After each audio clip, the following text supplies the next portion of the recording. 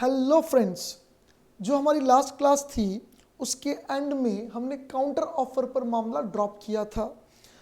Counter offer में हमने ये क्लियर कर लिया था कि जो काउंटर ऑफर नाम की चीज़ है ये क्वालिफाइड एक्सेप्टेंस है, कंडीशनल एक्सेप्टेंस है, यानी काउंटर ऑफर का कहीं ना कहीं जो कनेक्शन है वो एक्सेप्टेंस के साथ है। और मैंने क्लियर किया था कि भाई जब एक्सेप्टेंस पढ़ेंगे तो वहाँ और क्लियर कर लेंगे काउंटर ऑफर को।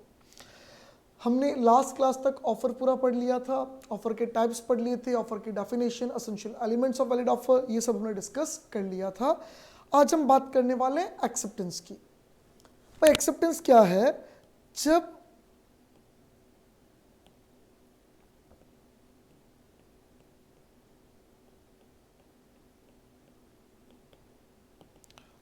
ऑफरर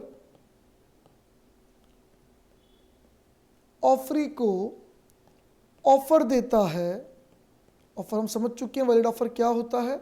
जब ऑफरर ऑफरी को कोई ऑफर देता है तो ऑफरी के पास दो ऑप्शन है, या तो हाँ कर दे या ना कर दे।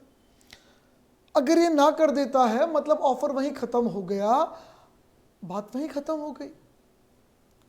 आगे सिलसिले कब बनते हैं? जब इजहार होता है, यानी आगे कॉन्ट्रैक्ट कब बनेगा, आगे बात कब बनेगी? जब ये यस बोल दे, यानी अपनी कॉन्सेंट दे दे या अपनी असेंट दे दे। असेंट मतलब कॉन्सेंट एक ही बात है।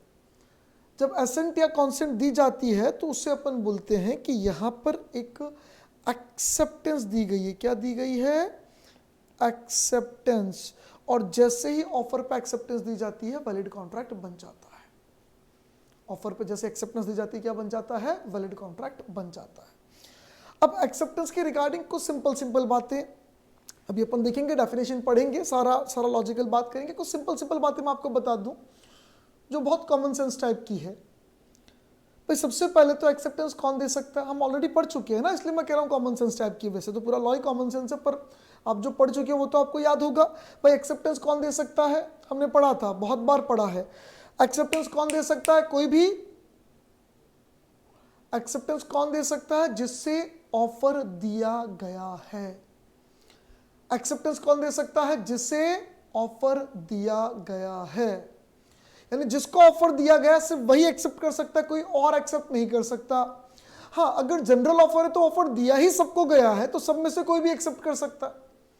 अगर स्पेसिफिक ऑफर है तो जिस व्यक्ति को ऑफर दिया गया वो एक्सेप्ट करेगा।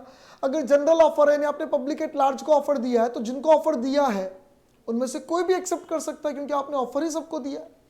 तो जिसको ऑफर दिया वही एक्सेप्ट करेगा। अगर किसी व्यक्ति को दिया तो वो एक्सेप्ट करेगा, सबको दिया तो सब में से कोई भी कर लेगा।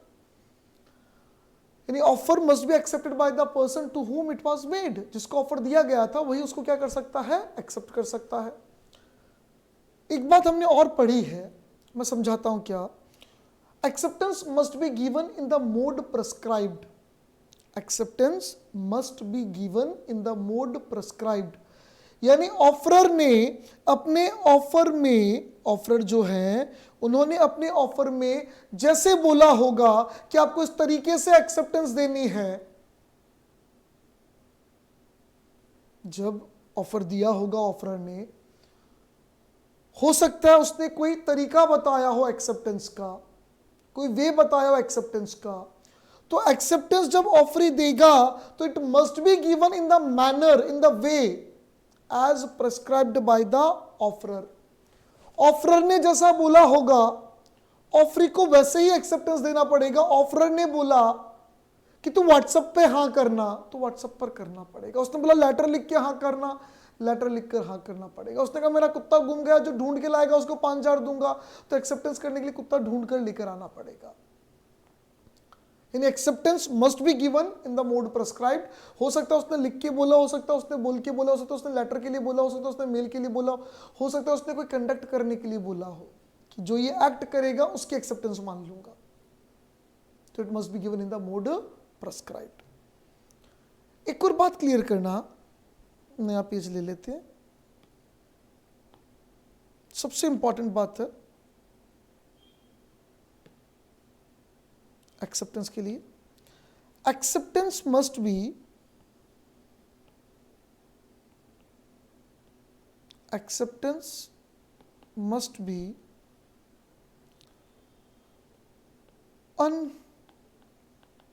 Unqualified, acceptance must B unqualified, मतलब अनक्वालिफाइड मतलब अनकंडीशनल।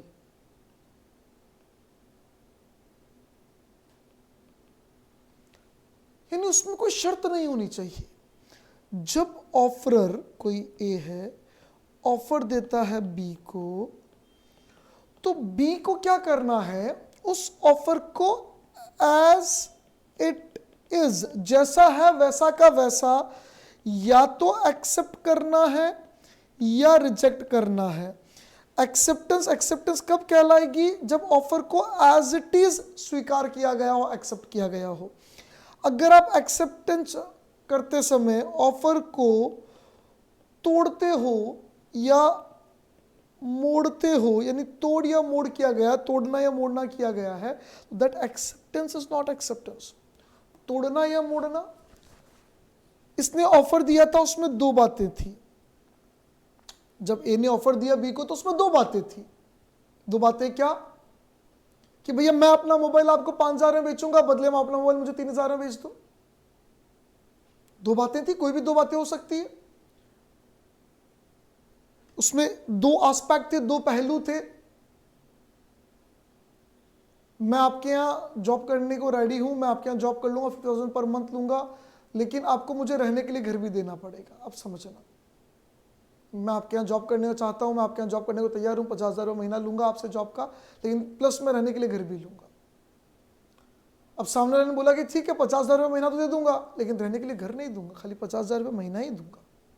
यानी यहाँ ऑफर को तोड़ा गया है। ऑफर में दो बातें थी, एक ही एक्सेप्ट की गई, तीन बातें थी, दो एक्सेप्ट की गई। यानी ऑफर जितना बड़ा था वो पूरा एज इट इज एक्सेप्ट नहीं किया गया, उसको थोड़ा तोड़कर एक्सेप्ट किया गया। जो ऑफर था उसको पूरा एज इट इज एक्सेप्ट नहीं किया गया, उसे तोड़कर एक्सेप्ट किया गया। या मोड़कर एक्सेप्ट कर ले, मैं अपना मोबाइल आपको 5,000 में बेच दूंगा, आपने कहा हाँ I am ready to buy but for ₹4,000, तो आपने मेरे ऑफर को मोड़ दिया। मतलब कुल मिला के आपने कोई ना कोई शर्त डाल दी, या मैं ऐसा बोलूं कि आपने मेरे ऑफर को एज इट इज एक्सेप्ट नहीं किया है। उसे अपन कहेंगे कंडीशनल या क्वालिफाइड एक्सेप्टेंस, सशर्त एक्सेप्टेंस है। और लॉ कहता है conditional acceptance is no acceptance. Law कहता है कंडीशनल एक्सेप्टेंस कोई एक्सेप्टेंस ही नहीं है। भाई आपने सामने वाली बात को तो मना कर दिया ना, आपने उसमें कोई शर्त डाल दी, कोई बात जोड़ दी, कोई बात हटा दी, कुछ भी किया, आपने सामने वाली बात को एज इट इज एक्सेप्ट तो किया नहीं। यानी आपने उसके ऑफर को टेक्निकली क्या कर दिया, रिजेक्ट कर दिया। यानी कंडीशनल एक्सेप्टेंस इज रिजेक्शन। मैं इसको और प्रॉपर्ली लिखता हूं। कंडीशनल एक्सेप्टेंस के लिए हम ऐसा बोल सकते हैं, कंडीशनल एक्सेप्टेंस जो है is rejection of current offer and it is new offer. यानी जो ऑफर दिया गया उसका तो रिजेक्शन है साहब, कि देख तेरी वाली तूने कहा 5,000 नहीं, 5,000 में तो नहीं चाहिए, 4,000 में देता हो तो बोल। बात तो मैं बोल दूं हाँ साहब मैं खरीदने को तैयार हूं, पर 5 नहीं 4 में खरीदूंगा, तो टेक्निकली बात क्या हुई कि भाई 5 में तो नहीं चाहिए, 5 के लिए तो मैंने मना कर दिया ना, रिजेक्शन कर दिया, और नया ऑफर दे दिया तो 4 में बेचता हो तो बोल। It is a new offer and this new offer is known as counter offer.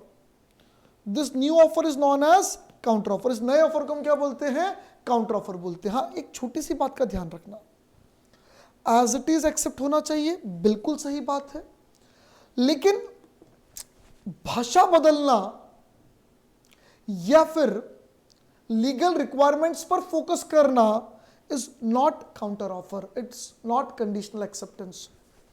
यानी मेरे पास एक व्यक्ति आया, बोला सर मैं ये बाइक, अपनी बाइक 20,000 में बेचना चाह रहा हूं, would you like to buy for ₹20,000।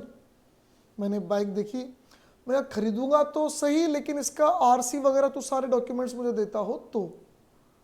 It is not conditional acceptance. If I am going to buy a bike, obviously I will ask for the documents. Legal requirements fulfil करने का तो बोलूंगा ना, सर ये चीज आप खरीद लोगे क्या? हाँ, स्टाम्प पेपर पे लिख के बात करेंगे, ठीक है, कोई दिक्कत नहीं है। I am focusing on legal requirement. Legal requirement पे फोकस करना वैलिड एक्सेप्टेंस, कोई दिक्कत नहीं। मैं लैंग्वेज चेंज कर दूं, सर ये मेरी बाइक आप 1000 में खरीदोगे क्या? मैंने कहा 100 के 10 नोट दे ले लेंगे, और क्या, 100 के 10 नोट दे के ले लेंगे। उसने कहा 1000 में खरीदोगे, मैंने कहा हाँ 100 के 10 नोट दे दूंगा, तो 100 के 10 नोट 1000 ही तो होता है। लैंग्वेज को थोड़ा सा चेंज करने से क्या फर्क पड़ता है? इट इज वैलिड ऑफर, चलेगा, वैलिड एक्सेप्टेंस चलेगा। चलिए एक बार अपन लॉ में देख लें, लॉ क्या लिखता है एक्सेप्टेंस के लिए। एक्सेप्टेंस, ये here it is, yes yes yes yes yes, क्या लिखा है एक बार अपन गो थ्रू कर लेते हैं। Yes, section 2B, 2A offer के लिए था, 2B एक्सेप्टेंस के लिए है। एक्सेप्टेंस को कैसे डिफाइन किया है? When the person to whom the proposal is made, यानी वो व्यक्ति जिसको प्रपोजल दिया गया था, ये पर्सन कौन है? ऑफरी। ये पर्सन कौन है? Offeree. When the person to whom the proposal is made, जिसे प्रपोजल दिया गया था, सिग्निफाइज, सिग्निफाई करना यानी कम्युनिकेट करना, कम्युनिकेट करता है। कम्युनिकेट कंपलसरी यहां पे भी, हमने कहा था ऑफर में कम्युनिकेशन कंपलसरी, एक्सेप्टेंस में भी कम्युनिकेशन कंपलसरी। आपने किसी को लव लेटर दिया, एकदम शानदार लव लेटर था, और लास्ट में लिख दिया आपने विल यू मैरी मी, उसने उसके नीचे लिख दिया यस एक्सेप्टेड, मतलब यस आई विल, और लिख के उसको फोल्ड करके ड्रॉर में या अपने कॉपी में अपने बुक में छुपा के से रख दिया, तो क्या कोई एक्सेप्टेंस हुई क्या? अरे उसने मन में एक्सेप्टेंस दे दी, मन में सपने संजो लिए, शादी के, घूमने के, जो भी होते, मतलब सारे सपने संजो लिए उसने मन में। मन में सपने संजोने से क्या होता है?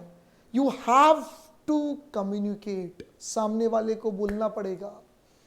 यानी आपने लव लेटर दिया, नीचे लिखा था विल यू मैरी मी, उसने यस लिख के यस आई विल, और उसको फोल्ड करके बुक में डाल दिया, बैग में डाल दिया, आपको वापस नहीं दिया, तो आपको कैसे पता पड़ेगा उसने यस बोला है कि नो बोला है? और जब तक कोई कम्युनिकेशन नहीं आएगा, सामने वाले को हाँ नहीं आएगा, तो हम यस तो डीम कर ही नहीं सकते। हमने पहले ही बोला यस मानी नहीं जा सकती है, नो माना जा सकता है, but we can't deem yes. Deem करना नहीं मानना, हम यस नहीं मान सकते किसी भी तरीके से। चलिए, तो इसका मतलब सिग्निफाई करना, कम्युनिकेट करना।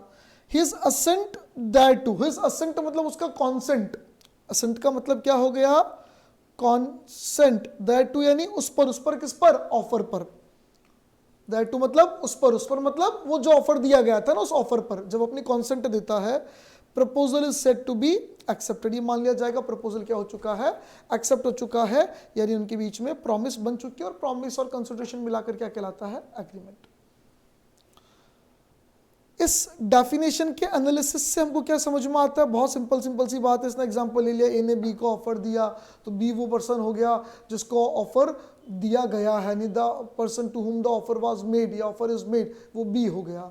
अब जब वो कह देगा कि हाँ ठीक है, तो इसका मतलब उसने अपनी एसेंट दे दी, उसने अपनी कंसेंट दे दी, तो ठीक है, सिंपल भाषा में इसको वापस लिखा गया, कुछ विशेष बात नहीं है।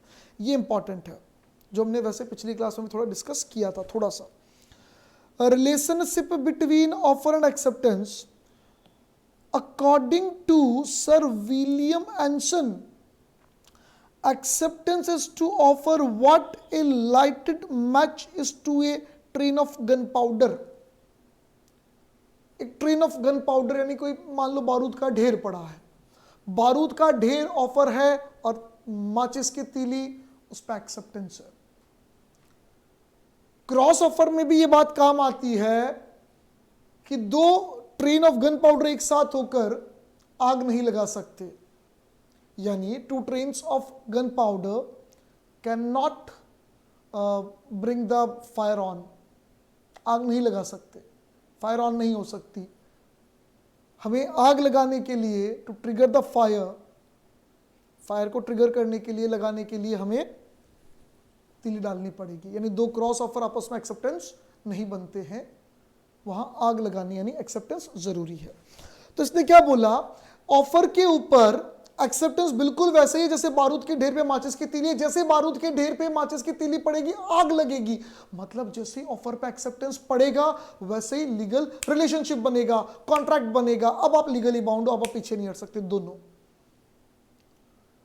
हाँ, बारूद का ढेर यहां पड़ा है और ये तीली लगाकर इस पर फेंकी जा रही है।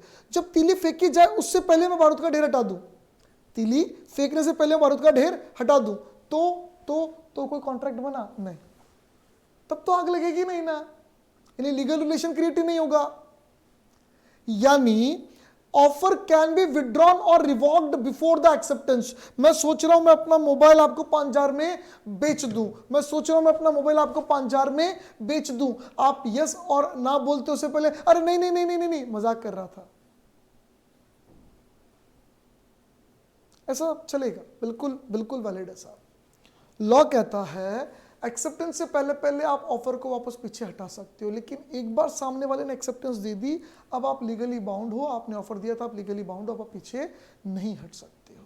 यानी एक लड़की आपको आके बोले, लड़की लड़का जो भी आपका क्रश है, मतलब यार अभी तो लड़के भी पढ़ रहे हैं लड़कियां भी पढ़ रही है, तो जो भी आपका क्रश है, क्रश, मान लो लड़की में अपन बात कर लेते हैं आलिया की, वो उसकी बेटी है ना अपने क्या नाम है, सैफ अली खान की, वो भी अच्छी है, सारा अली खान, यस सारा अली खान। सारा अली खान, अगर if you are a boy तो Sara Ali Khan, if you are a girl तो वरुण धवन मान लेते हैं, रणबीर कपूर मान लेता है, आपको आके प्रपोज करता है, विल यू मैरी मी। आप एकदम से मन में लड्डू फूटा वाली सिचुएशन हो जाती है, और जैसे मन में लड्डू फूटा वाली सिचुएशन होती है वो कहता है मैं तो मजाक कर रहा था, है मजाक मजाक मजाक। तो ऐसा किया जा सकता है, आप एक्सेप्ट करो उससे पहले पहले सामने वाला बंदा पीछे मूव हो सकता है, बैक स्टेप ले सकता है, ठीक है।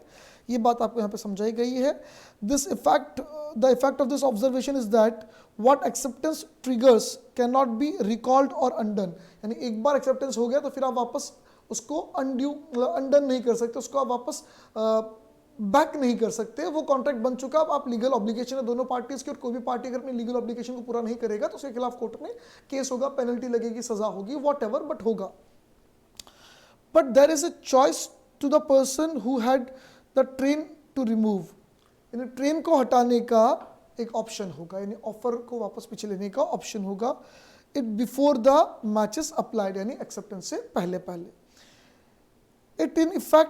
It in fact means that the offer can be withdrawn just before the accepted, just before it is accepted. Acceptance से just पहले आप उसको withdraw कर सकते हो। Acceptance converts the offer into a promise. Acceptance होते ही वो offer अब एक promise बन चुका है और अब उसको आप revoke नहीं कर सकते हो, ठीक है। इस बात को आगे पूरा समझाया गया। Rules acceptance can be given only by the person to whom the offer is made. जिस व्यक्ति को ऑफर दिया गया है वही एक्सेप्टेंस दे सकता है, कोई दूसरा नहीं दे सकता। स्पेसिफिक ऑफर में वही व्यक्ति, और पब्लिक ऑफर में तो जितनी लार्ज पब्लिक को आपने दिया उनमें से कोई भी एक्सेप्ट कर सकता है। ये बॉल्टन एंड जोन्स का एक केस स्टडी दे रखा है, इसमें क्या होता है आप ऐसा समझ लो, ए बी और सी 3 जने हैं, मैं कलर चेंज करके लिख देता हूँ, सभी लाल लाल चल रहा है तो क्या कन्फ्यूजन होगा।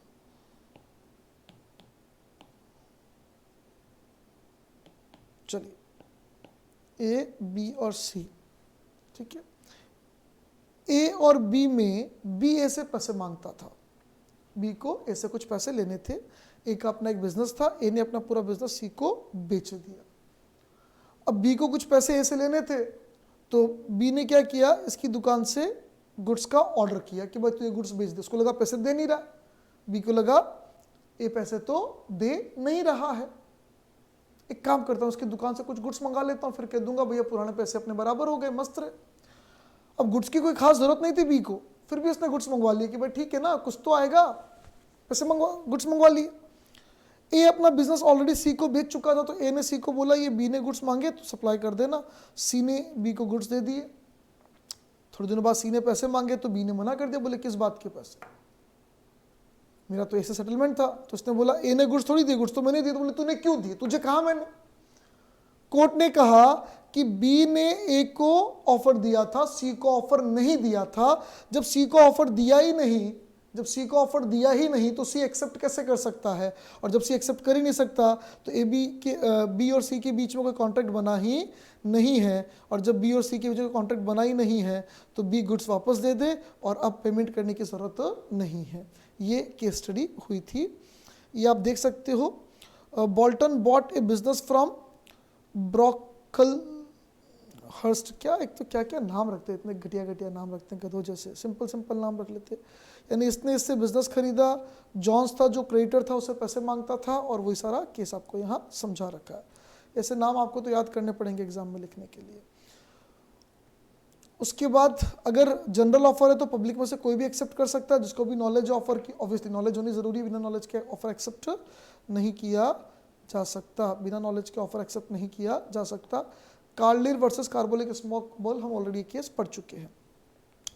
Acceptance must B absolute and unqualified, acceptance बिल्कुल एब्सोल्यूट होनी चाहिए, अनक्वालिफाइड होनी चाहिए, जैसा ऑफर दिया गया वैसा का वैसा एक्सेप्ट होना चाहिए एज इट इज। सेक्शन 7 कहता है acceptance is valid only when it is absolute and unqualified and it also expressed in some usual and reasonable manner unless the proposal prescribe the manner. यानी proposer ने अगर कोई manner बताया कि आपको इस तरीके से एक्सेप्टेंस देनी है तब तो वैसे दे दो, नहीं तो फिर जो नॉर्मल तरीका है उसमें दे दो।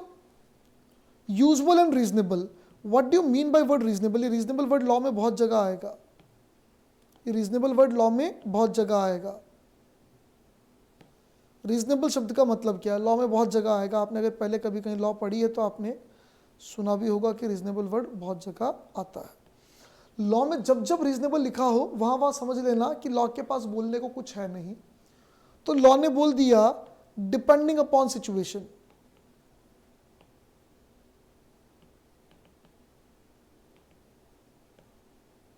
डिपेंडिंग अपॉन सिचुएशन, सिचुएशन के हिसाब से जो सही हो सके, बहुत जगह आएगा रीजनेबल। यहां नहीं, आप सी इंटर पढ़ोगे, फाइनल पढ़ोगे, अलग जगह आप लॉ जब पढ़ोगे तो रीजनेबल वर्ड बहुत जगह आएगा। जैसे एक जगह लिखा हुआ है, जैसे मान लो कि नोटिस देना पड़ेगा विद इन रीजनेबल टाइम। अब रीजनेबल मतलब कितना? 1 दिन, 2 दिन, 7 दिन। लॉ कहता है अगर हमको 2, 5, 7 दिन ध्यान होता कि ये टाइम होना चाहिए तो हम वो टाइम ही लिख देते ना, हम रीजनेबल वर्ड क्यों लिखते? लॉ कहता है जहां हमको नहीं पता कि यहाँ क्या होना चाहिए, सिचुएशन के हिसाब से कुछ भी सही हो सकता है, हम वहां रीजनेबल वर्ड लिख के छोड़ देते हैं। मान लो मुझे जब जानकारी मिलती मुझे हार्ट अटैक आ गया, मुझे आगे नोटिस देना था विद इन रीजनेबल टाइम, लेकिन बात सुनते मुझे हार्ट अटैक आ गया और मेरी तबीयत ठीक हुई 6 महीने बाद, और 6 महीने बाद मैंने उसको बोला कि अरे भाई 6 महीने पहले ये जानकारी आई थी, उसका नोटिस तुझे देना था, मैं तो बात सुनते हार्ट अटैक आ गया। तो 6 महीने बाद दिया गया नोटिस भी रीजनेबल है, 6 महीने बाद दिया गया नोटिस भी रीजनेबल है। आज मुझे कोई बात की जानकारी मिली जिसका नोटिस मुझे आगे किसी व्यक्ति को देना है, वो शाम को मुझे मिला, मैंने उसको कुछ कहा नहीं, मेरे पड़ोस वाला घर ही है, 3, 4, 5 दिन बीत गए, कुछ कहा नहीं, 1-2 बार मॉर्निंग इवनिंग वॉक पे दिख भी गया, मैंने कुछ कहा नहीं, 5 दिन बाद मैं नोटिस देता हूं, लॉ कहता है अनरीजनेबल, आप लेट हो गए। 6 महीने भी रीजनेबल हो सकते हैं, 5 दिन भी अनरीजनेबल हो सकते हैं। Reasonable always depends upon the circumstances, always depends upon the situation. यानी अगर कॉर्पोरेट डील चल रही है कंपनीज के बीच में तो कंपनी की ऑफिशियल मेल आईडी से मेल जाना चाहिए, जो उनका सिस्टम है उससे सिस्टम से होना चाहिए। और यहाँ आपके पड़ोस में कोई रहता है, गांव की बात ही है, गांव में ही हो, वहां तो इतना कोई मेल वेल तो हमसते ही नहीं है साहब हमारे, तो उसको जाके घर पे जाके बोले तूने वो कहा था ना यार, बात ठीक है अपनी पक्की है साहब, मतलब एक्सेप्टेंस है आपके ऑफर पे।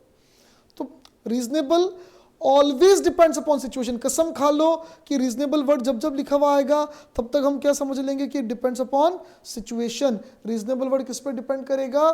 सिचुएशन पे। क्लियर है? यस। मैनर में हो, if the proposal prescribed the manner in which it must be accepted then it must be accepted accordingly. यानी अगर उसने बोला कि इस तरीके से एक्सेप्ट करना तो आपको वैसे ही एक्सेप्ट करना पड़ेगा, अदरवाइज आपका एक्सेप्टेंस नहीं माना जाएगा। अब यहां पे 2 बातें से लिखी नहीं है, लीगल रिक्वायरमेंट के लिए फोकस करना और सिंपल लैंग्वेज चेंज करके, सेम बात ही वही है लेकिन लैंग्वेज चेंज कर दी। उसने कहा 1000 में खरीदोगे, मैंने कहा 100 के 10 नोट दूंगा, तो ये चलेगा, वैलिड है, ठीक है। एग्जाम्पल दिया, A inquires B will you purchase my car for 2 lakh. B ने कहा मैं परचेज करूंगा कार फॉर 2 लाख अगर आप मेरी बाइक खरीदते हो 50,000। मैंने शर्त हो गया, कंडीशन डाल दिया, तो लॉ बोलता है कि ये कोई एक्सेप्टेंस नहीं है, ये एक काउंटर ऑफर है और सामने वाला चाहे तो आप एक्सेप्ट कर सकता है, उसको कार और बाइक का सौदा करना हो तो। आगे लिखा acceptance must be communicated, acceptance communicate होना जरूरी है, वो तो हम पहले ही बोल रहे हैं। To conclude a contract between the parties acceptance must be communicated in some perceptible form, मतलब जिसमें सामने वाला समझ सके, सामने वाले को ध्यान पड़ सके। एनी कंडीशनल एक्सेप्टेंस और एक्सेप्टेंस विद वायरिंग और to deviant condition is not acceptance, यानी अगर कोई कंडीशनल एक्सेप्टेंस है या कोई कंडीशन जो थी उसको थोड़ा सा वैरी कर रहे हो, 5,000 नहीं 4,000, थोड़ा सा कुछ डेविएट कर रहे हो, तो एक्सेप्टेंस नहीं होगी। एज इट इज एक्सेप्ट होना चाहिए, एज इट इज। आप चाहो तो लिख लो ये वर्ड, मैंने बताया था acceptance must be as it is. Conditional acceptance is no acceptance and it will give rise to a counter offer. Such conditional acceptance is a counter proposal and has to be accepted by the proposer। सामने वाले को अब आपने जो पहले proposer था, अब आपने उसको नया प्रपोजल दे दिया कि अब तू एक्सेप्ट कर, तेरी को पसंद आता तो हाँ ना बोल दे। यानी जो पहले प्रपोजर था, जो पहले ऑफर था, अब वो ऑफरी हो चुका है, अब उसको ऑफर मिल गया है। If the original proposal was to materialize into a contract, further when contract is accepted, when proposal is accepted, the offeree must have the knowledge of the offer। उसको नॉलेज होना चाहिए ऑफर का, बिना knowledge के तो acceptance हो ही नहीं सकती। If he does not have knowledge, कोई एक्सेप्टेंस नहीं हो सकता। Acceptance must be relate specifically to the offer made, जो ऑफर दिया गया है स्पेसिफिकली उसके लिए ही एक्सेप्टेंस होनी चाहिए। ऑब्वियसली ऑफर के लिए एक्सेप्टेंस होनी चाहिए, बाकी दूसरी इधर की बातें करने से एक्सेप्टेंस नहीं होगा। आपने जो ऑफर दिया था मैं उसको स्वीकार करता हूँ, आई एक्सेप्ट दैट थिंग, तो ही वो एक्सेप्टेंस माना जाएगा। Then only it can be materialize into contract. Materialize मतलब वो कंक्लूड हो जाएगा, कॉन्ट्रैक्ट बन जाएगा फाइनली, ठीक है ना। तो अगर आप काउंटर ऑफर देते हो तो कॉन्ट्रैक्ट मटेरियलाइज नहीं हुआ है। हाँ, काउंटर ऑफर को अगर पुराना वाला जो प्रपोजर था, पुराना वाला जो ऑफर था जिसने ओरिजिनल ऑफर दिया था, अगर अब वो एक्सेप्ट कर लेता तो कॉन्ट्रैक्ट मटेरियलाइज होगा। द अबव पॉइंट्स, नीचे एग्जाम्पल दे रखे हैं कुछ आपको। ये रेलवे कंपनी और एक कोई फर्म थी, B a supplier sent a agreement relating to supply of coal बेचने के लिए रेलवे को उसने क्या किया, मेट्रोपॉलिटन रेलवे के नाम से कोई था, उसको लेटर भेजा। वहाँ का जो मैनेजर था उसने लिख दिया अप्रूव्ड लिख के अपने ड्राफ्ट में डाल दिया। जैसे मैंने कहा था ना लव लेटर आया था, विल यू मैरी मी, आपने लिख दिया यस आई डू, और आपने अपनी बुक में डाल दिया, वैसे उसने ड्राफ्ट में डाल दिया, ड्रॉर में डाल दिया और सामने वाले को कम्युनिकेट नहीं किया, तो ये माना गया कि कोई कॉन्ट्रैक्ट हुआ नहीं है, क्योंकि एक्सेप्टेंस कम्युनिकेट ही नहीं, सामने वाले को क्या पता आपने हाँ बोला कि ना बोला। M offer to sell is land for ₹280। M ने एन को ऐसा कुछ ऑफर दिया 280 पाउंड में, उसने 80 पाउंड का चेक भेजा और बोला कि 200 पाउंड बाद में दे दूंगा। क्या ये वैलिड एक्सेप्टेंस है? नहीं। उसने बोला 280 पाउंड दे तो दूं, आप उसमें शर्त डाल रहे हो कि 80 तो अभी दूंगा, 200 बाद में दूंगा, तो it is not valid offer. A offers to sell is house to be for ₹1 lakh, B replied that I can pay 80,000 for it. 1 lakh का बोला, उसने बोला 80,000 दे दूंगा, तो ये कोई वैलिड कॉन्ट्रैक्ट नहीं है। ये इसके लिए केस लॉ भी रेफर किया गया, ऐसा कुछ इसमें हुआ था। ये नाम आपको ध्यान होना चाहिए रेफर करने के लिए। Where an offer made by intended offeree without the knowledge that an offer has been made to him cannot be deemed to the acceptance thereto। यानी अगर किसी बंदे को पता ही नहीं कि मुझे ऑफर मिला है और वो उस पर एक्सेप्टेंस दे दे तो वैलिड एक्सेप्टेंस नहीं कहलाएगी। इसके लिए आपको जो केस लॉ रेफर करना है वो हमने जी और एल वाला देखा था, लालमन शुक्ला वाला केस देखा था ना हम लोगों ने, नेफ्यू गुम गया, वो इससे कनेक्टेड है कि जिसको ऑफर का पता ही नहीं है और वो अगर acceptance they they,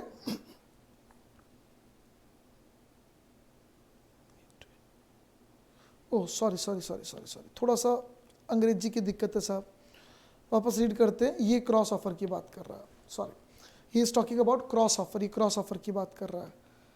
yes, where an offer made by the intended offeree। Intended offeree मतलब आप जिसको ऑफर दे रहे थे या देने की सोच रहे थे, आप उसको ऑफर देने वाले हो, या आपने ऑफर का लेटर भेज दिया, ए ने ऑफर का लेटर भेज दिया किसी बी को, तो बी के पास अभी तक ऑफर पहुंचा नहीं है, इंटेंडेंट ऑफरी है, और वो आपको वापस एक ऑफर दे दे। आप उसको बोलो कि भैया मैं कार 2 लाख में बेचना चाहता हूँ, आपने लेटर भेजा है, लेटर आपने भेज दिया, उसके पास पहुंचा, उससे पहले पहले उसने आपको लेटर भेज दिया 2 लाख में कार खरीदने का, तो एक्सचेंज ऑफ आइडेंटिकल ऑफर हुआ है। यहाँ पे वही 2 बारूद के ढेर एक साथ है, आग नहीं लगी है, ये कॉन्ट्रैक्ट नहीं बनेगा। ऐसा कभी भी आवे तो बारूद की ढेर वाला एग्जांपल जरूर देना।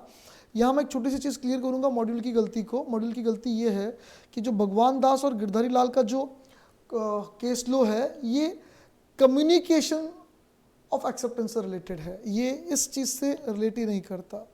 ये तो क्रॉस ऑफर की बात चल रही है। क्रॉस ऑफर से भगवान दास और गिरधारी लाल का कनेक्शन नहीं है, भगवान दास और गिरधारी लाल का कनेक्शन है कम्युनिकेशन ऑफ ऑफर से, कम्युनिकेशन ऑफ ऑफर से। तो हम वहाँ पढ़ेंगे, गलती से यहाँ है, यहाँ नहीं होना चाहिए था, ये कम्युनिकेशन ऑफ ऑफर से कनेक्टेड है।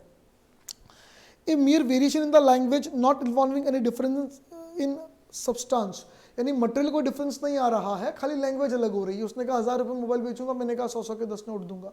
लैंग्वेज चेंज हो रही है, मटेरियल में कोई डिफरेंस नहीं है। मटेरियलिटी तो वही है ना, पहले भी बात वही चल रही थी 1000 रुपये, अभी वही चल रहा है 1000 रुपये। तो कह रहा भैया यहाँ पे एक्सेप्टेंस को इफेक्टिव माना जाएगा, हम उसको ये नहीं कहेंगे कि भैया वो नॉट इफेक्टिव हो चुकी है, नहीं, हम ऐसा नहीं कहेंगे। ये एक केस लो है जिसमें इस बात को समझाया गया है, या कोर्ट ने इस पक्ष में डिसीजन दिया है कि भैया सब्सटेंस तो सेम ही है, खाली लैंग्वेज चेंज हुई है, क्या फर्क पड़ता है। Acceptance must be in the mode prescribed, acceptance उसी तरीके से देनी पड़ेगी जैसे मोड प्रेस्क्राइब, हम ऑलरेडी पढ़ चुके हैं। Where the mode of acceptance is prescribed in the proposal it must be accepted in the manner, but if the proposal does not insist, कोई तरीका नहीं बोला है तो ये किसी भी तरीके से दिया जा सकता है जो कि रीजनेबल हो। कोई दिक्कत है क्या? कोई भी रीजनेबल तरीके से दिया जा सकता है अगर कोई मोड प्रेस्क्राइब ना हो तो। अगर मोड प्रेस्क्राइब्ड है, आप व्हाट्सएप पे हाँ ना बताएंगे, आप लेटर लिखेंगे, आप मैसेज करेंगे, तो भैया उसी तरीके से आपको करना पड़ेगा, दूसरा तरीका आपके पास नहीं है। Example, if the offer prescribe acceptance through messenger and offeree sends acceptance by email, there is no acceptance, वहाँ एक्सेप्टेंस नहीं है, क्योंकि हमने कहा था कि भैया आपको इस तरीके से देना है, आपको वैसे ही देना पड़ेगा। If the offer inform the informer that the acceptance is not according to the mode prescribed, but if the offerer fails to do so, he will be presumed that he has accepted the acceptance and contract is valid.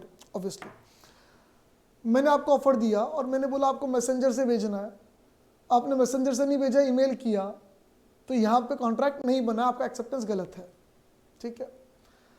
लेकिन आपने मुझे mail भेजा, मैंने mail देख लिया and I started conducted in the manner की contract बन चुका है, मैं उस कॉन्ट्रैक्ट को बना हुआ मान रहा हूँ। मैं अब ऐसे, जैसे मोबाइल खरीदने बेचने की बात हुई थी, मैंने बोला मैं अपना मोबाइल आपको 50,000 में बेच दूंगा, आप कहा ना जो भी आप मुझे व्हाट्सअप कर देना, आपने मुझे मेल लिख दिया, yes I am ready to buy. अब टेक्निकली आपका एक्सेप्टेंस वैलिड नहीं है, लेकिन मैं दूसरे दिन मोबाइल लेके आपके पास पहुंचूं, इसका मतलब मैंने आपके अलग मोड से किए गए एक्सेप्टेंस को भी स्वीकार कर लिया है, और मैं ऐसा कर सकता हूं, और कॉन्ट्रैक्ट क्या माना जाएगा? वैलिड माना जाएगा। यानी acceptance must be in the mode prescribed. अगर एक्सेप्टेंस मोड प्रेस्क्राइब्ड में नहीं है तो जो ऑफरर है उसे कहना पड़ेगा नहीं भैया आपने एक्सेप्टेंस गलत दी है, भागो यहां से, रिजेक्टेड, हम नहीं एक्सेप्ट, हम आपके एक्सेप्टेंस को कैसे मान लें, आप खत्म बात, अब तो मस्त रहो। हाँ, लेकिन आप अगर अलग तरीके से दो और मैं उसको स्वीकार कर लूँ, उस एक्सेप्टेंस को मैं ले लूँ, मैं उस पर कोई ऑब्जेक्शन ना करूँ और मैं उस कॉन्ट्रैक्ट में आगे बढ़ने लग जाऊँ, तो माना जाएगा कॉन्ट्रैक्ट हुआ है और वो दोनों आगे बढ़ रहे हैं। एक बात ध्यान रखना, किसी भी तरीके से ऑफर एक बार रिजेक्ट कर दिया जाए, मैंने आपको ऑफर बोला मैं 50,000 में आपकी चीज़ बेचूंगा, आपने कहा हाँ खरीदूंगा पर 40,000 में, फिर आपको लगा नहीं यार 50 में बुरा नहीं, आपने कहा चलो चलो 50 वाला एक्सेप्टेड। नो, एक बार आप मेरा ऑफर रिजेक्ट कर चुके हो। मैंने आपको ऑफर दिया, मुझे मैसेंजर से भेजना, आपने मुझे मेल भेजा, मैंने कहा आपने मेल भेजा, रिजेक्टेड साहब, नहीं चाहिए, खत्म, ऑफर खत्म हो चुका है। यानी अगर किसी भी तरीके से ऑफर को एक बार रिजेक्ट कर दिया जाए तो ऑफर खत्म हो जाता है, मुर्दा हो जाता है। उसके बाद आप अगेन उस ऑफर को एक्सेप्ट करना चाहते हो तो फिर आप एक्सेप्ट नहीं कर सकते। यानी अगर कोई बोलता है वैल्यू मैरी मी और सामने वाला बंदा मना कर देता है नो, फिर 2 दिन बाद सोचता है ठीक ही है यार, पैसा भी ठीक है, छोरा भी ठीक है, छोरी भी ठीक है, अपने क्या ठीक है, चलो, उसको जाके बोलता है यस, बोले तूने उस दिन मना किया, शाम को ये रिंकी मिल गई, रिंकी ने बोला कि आई लव यू, तो मैंने उसको तो हाँ बोल दिया, अब तो वेटिंग लिस्ट में चली गई, जाओ बाय बाय, अब ये हो गई अभी हमारे। बोले सुबह मुझसे प्यार का इजहार, शाम को ये, तो बोले साहब ये तो मॉडर्न जमाना ऐसे ही चलता है, सुबह आप मना करो तो शाम को ये, तो कोई दूसरी तो सेट करूंगा ना, ऐसे तेरे भरोसे थोड़ी बैठा रहूंगा। क्लियर है? एक बार रिजेक्ट करते ही ऑफर खत्म है, उसको वापस एक्सेप्ट नहीं किया जा सकता। जब ऑफर खत्म हो चुका तो एक्सेप्ट कैसे करोगे? टाइम, कितने टाइम में देना है? Acceptance must be given with in the time specified. जो स्पेसिफाइड टाइम है उसमें आपको एक्सेप्टेंस देना पड़ेगा। मैंने बोला 7 दिन में हाँ ना, 8 दिन में हाँ ना। हाँ, अगर कोई टाइम स्पेसिफाइड नहीं है तो reasonable, but if no time is stipulated, acceptance must be given in reasonable time. Reasonable time, reasonable time, मैंने आज आपको ऑफर दिया और आपने 3 दिन में मुझे हाँ ना का जवाब नहीं, मैंने कुछ बोला नहीं था 3 दिन 4 दिन, आपने हाँ ना का जवाब दिया नहीं, उससे पहले पहले मेरी शादी किसी और से हो गई। ऑफर दिया मतलब शादी का ऑफर दिया किसी को, और वो हाँ ना का जवाब दिया नहीं, उसने 1-2 दिन लगाया, तब तक मैंने किसी और से कर ली। वैसे इंतजार करते थोड़ी रहेंगे हम तो हवा है, बह के कहीं और चले जाएंगे। समझो आप, लॉजिकल समझना आप इस बात को।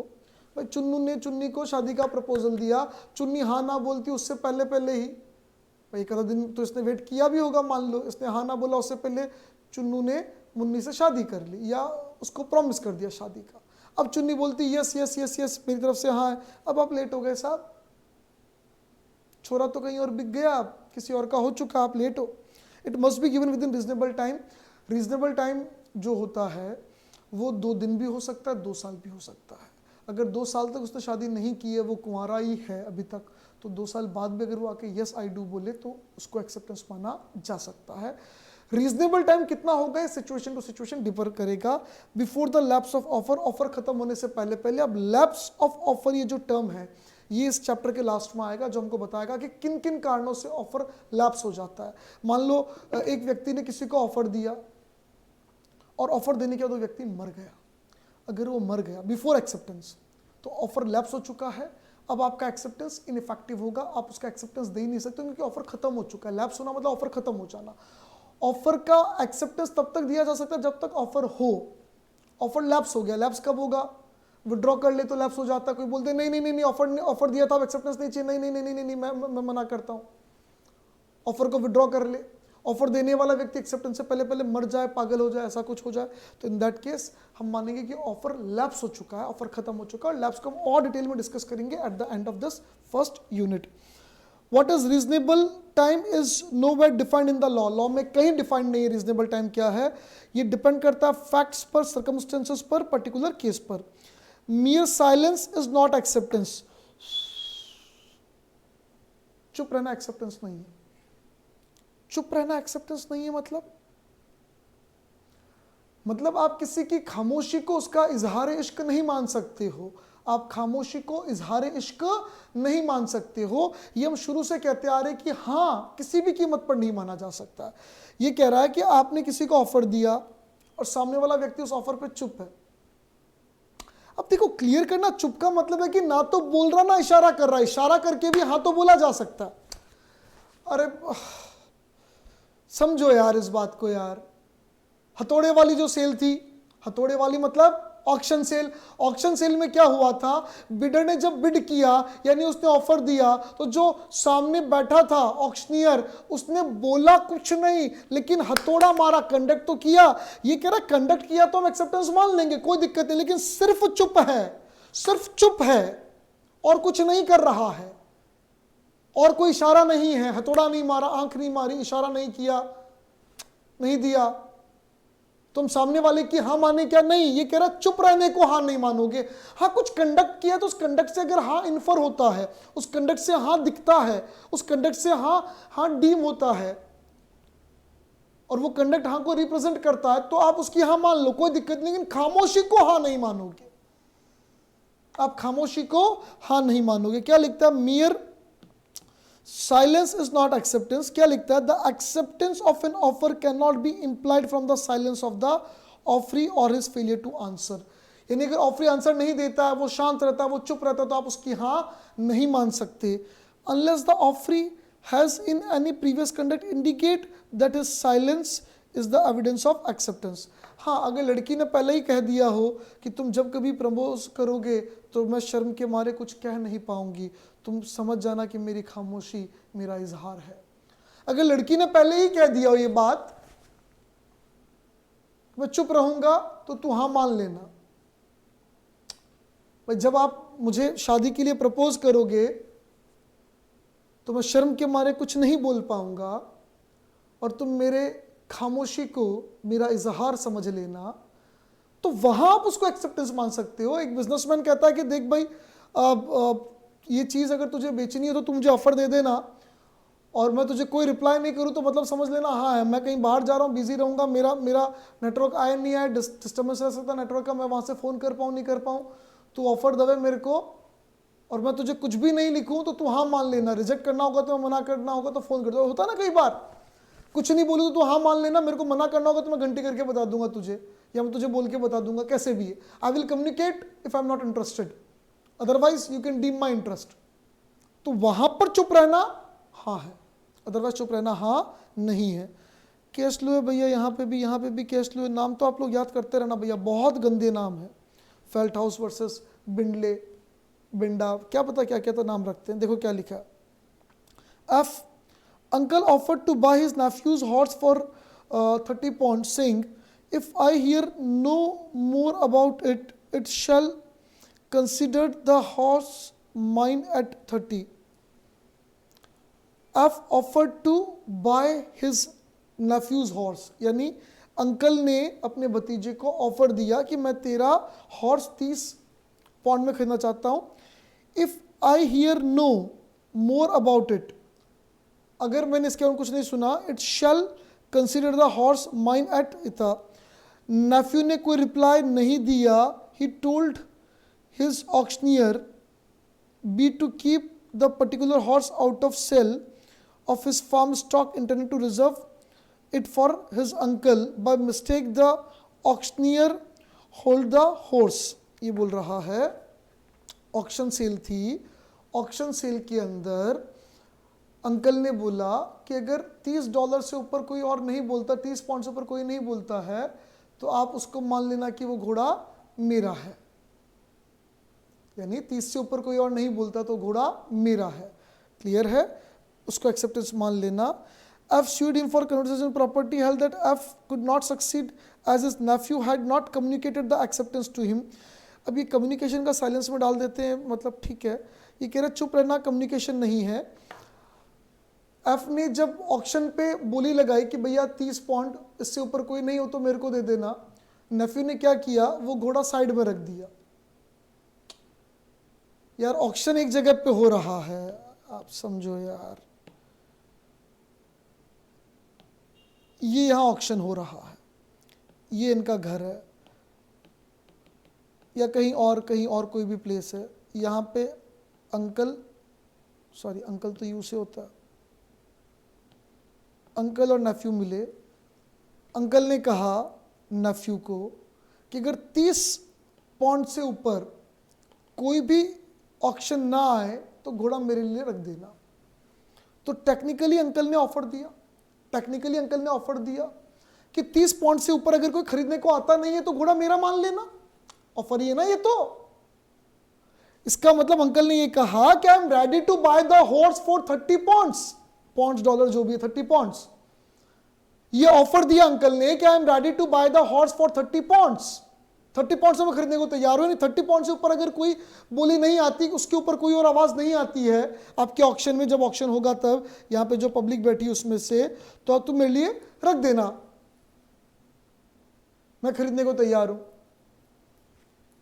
ये इसने ऑफर दिया, 30 पाउंड से ऊपर नहीं आता तो मैं खरीदने को तैयार हूं। ऑक्शन में 30 पाउंड से ऊपर नहीं आया, नेफ्यू ने घोड़ा अलग रख दिया। नेफ्यू ने जो ऑक्शनियर था उसको बोला घोड़ा अलग रख दे, घोड़ा अलग रख दिया गया।